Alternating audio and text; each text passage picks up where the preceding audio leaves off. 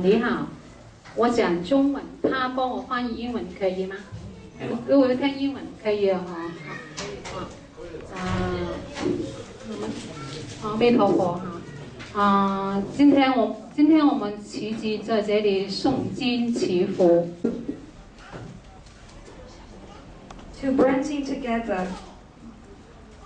为了我们这个中国玉树这个地境那个灾民，还有受生的亡，还有离去的亡者。In order to bless all the people who died in the Yufu earthquake, and for all the souls who have gone to heaven after the earthquake.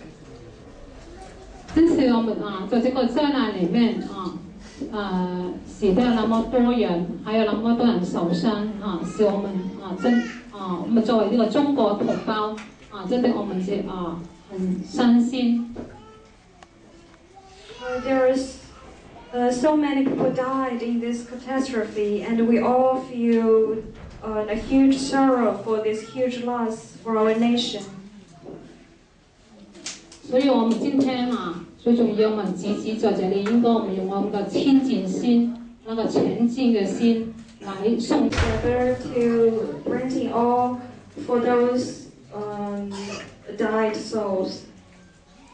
除了得到我们的诵经这个力量之外，还有得到佛陀诸佛菩萨的加被希望他们能够主力去离开这个去个好的地方。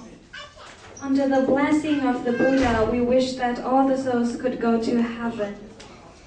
我们也都在这个诵经里面祈求那些受伤的灾民能够早日康复，能够这个早日重返这个好的家园。And also, we wish all the people who survived could rebuild their home as soon as possible. 其实我们生在这个地球里面，现在是很多灾多难。In this world, we have a lot of disaster and catastrophe. 所以我们今后应该更加要行善我们这个行善一个好的行为，才能改变我们这个地球的灾难。Therefore, we should do more good stuff in order to change our home and change our planet. 只有我们用个善心去对待一切的，我们这个地球才会清净。我们除了这个，才能住在一个很太平、很清净的地方。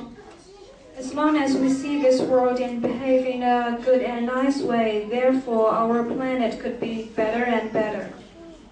所以我们希望大家以后很的清净的国土里面，一起的生活美满。